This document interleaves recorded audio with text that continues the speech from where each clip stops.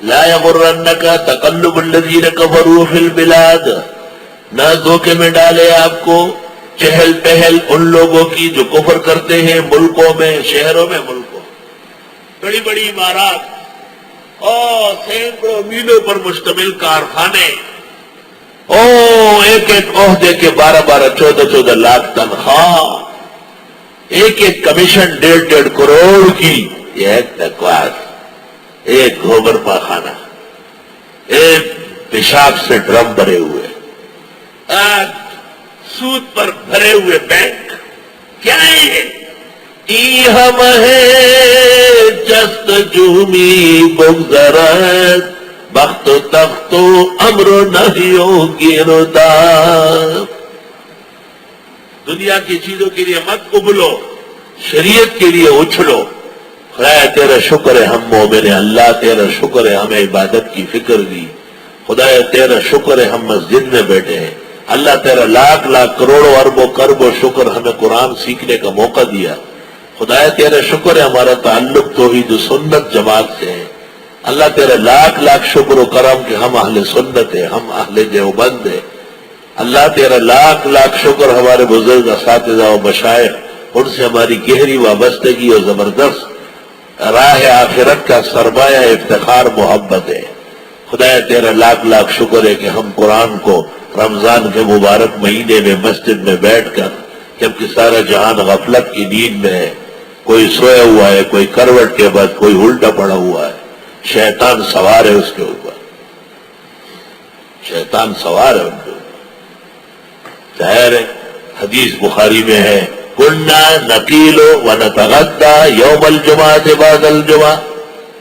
ہم پیغمبر کے لوگ پیغمبر کے زمانے میں پیغمبر کے ساتھ دن کا کھانا اور دن کا آرام نماز کے بعد کرتے تھے، یہ الٹا پڑا ہوا ہے، تو شیطان اوپر بیٹھا ہوا ہے، اس کی مرضی ہے وہ جیسے بھی بیٹھے گا، شیطان تو کسی مدرسے یا طالب کا خیال نہیں کرتا۔ تو خدا کا لاکھ لاکھ شکر ہے کہ رب کریم آپ نے ہمیں اچھائیوں کا موقع نصیب کیا ہے، سوچ فکر اٹھک بیٹھک آمد رفت سب قرآن کے لیے، مسجد کے لیے۔ رمضان المبارک تو ہمارا رمضان ہے، اللہ تیرا لاکھ لاکھ شکر، سبحان اللہ۔ لا یغرنک، آپ کو دھوکے میں نہ ڈالے، تقلب الذین، ہیر پیر، چہل پہل، مزید چرچے، کفروا کافروں کے، فی البلاد، ملکوں میں۔ جہانگیر میں ایک بزرگ عالم تھے مولانا فضل علی، کبھی کبھی میں ان کا شعر پڑھتا ہوں، میری والدہ صاحبہ نے ان کے ہاں 12 سال پڑھا تھا، ان کے ہاں ایسا درس ہوتا تھا جیسے دیوبند کا درس ہوتا تھا۔ استاد مولانا عبدالحنان، ان کے بڑے بھائی حاجی سیف الرحمان، حضرت الاستاذ مولانا لطف اللہ، ان سب نے دیوبند جانے سے پہلے مولانا فضل علی سے پڑھا ہے، بڑے علماء میں سے، اولیاء میں سے۔ ابوالکلام آزاد نے ان کو خط لکھا کہ آؤ کار دوں گا، بنگلہ دوں گا، 2 نوکر دوں گا، 500 تنخواہ دوں گا۔ یہ وہ وقت تھا کہ شیخ الاسلام شیخ العرب والعجم صدر المدرسین دارالعلوم دیوبند حضرت اقدس مولانا حسین احمد مدنی کی تنخواہ دارالعلوم دیوبند میں 200 روپے تھی، مولانا فضل علی کو 500۔ انہوں نے کہا نہ نہیں جاؤ، کیوں؟ فرمایا بہترین زندگی گاؤں میں فقر میں تھوڑے پر کفایت میں گزر گئی، شہروں میں یہ جو کہہ رہے یہ بھی کم زیادہ چاہیے، اور اس سے آدمی کا ایمان خراب ہوتا ہے۔ یا اللہ، خارون کے ڈیرے پیسی 1.5 دولت تھی، سڑی ایمان خرابی ہے، اتنا کا ڈیرا رہا۔ اس وقت حضرت کی عمر 80 سال تھی۔ اصل میں وہ لکھنے کے بڑے ماہر تھے، ان کی ایک تحریر ابوالکلام نے دیکھی تھی، اور اس نے کہا معلوم ہوتا ہے کہ دنیا میں ابوالکلام سے بھی قابل لوگ ہیں، یہ تحریر والا ہے، ایسا خط لکھتے ہیں۔ لا الہ الا اللہ۔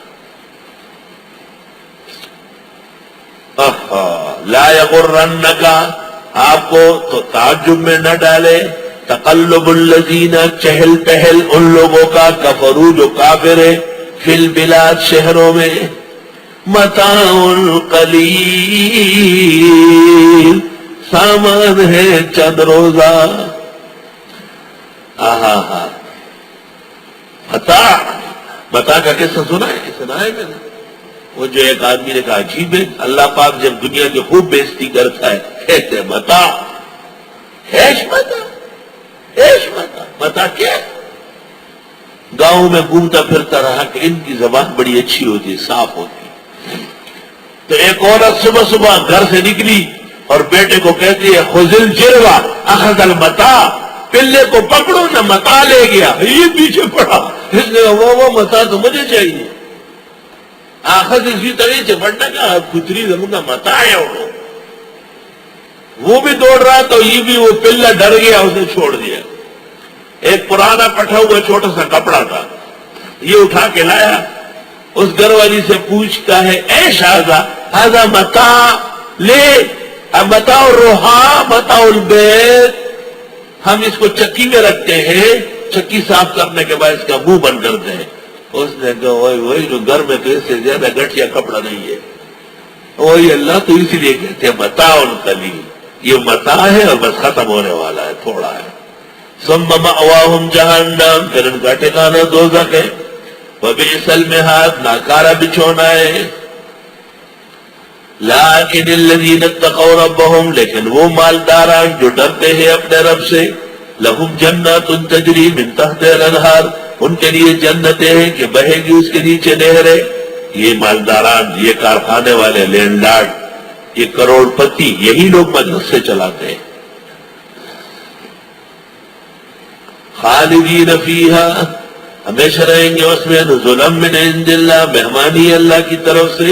وما عند اللہ خیر للابرار، اور اللہ کے ہاں جو کچھ ہے وہ بہتر ہے نیکوکاروں کے لیے.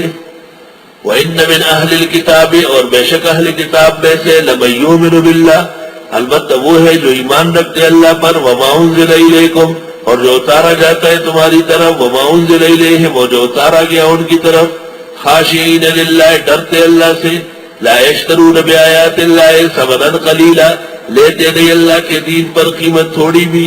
اولئک لہم اجرہم عند ربہم، ان لوگوں کا اجر ہوگا رب کے ہاں. ان اللہ سریع الحساب، بے شک اللہ جلد حساب کرنے والے ہیں.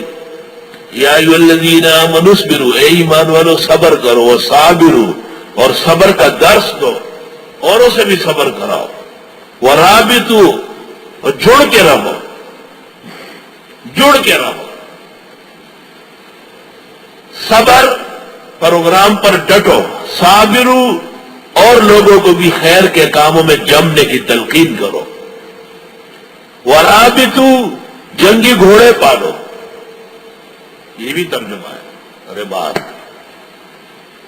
رابطو، نماز کے بعد نماز کا انتظار کرو. جڑنے کا طریقہ یہ ہے کہ آپ کا جہاد بھی درست ہو، آپ کی نماز بھی وقت پر ہو. یا ایھا الذین آمنوا اصبروا وصابروا ورابطوا.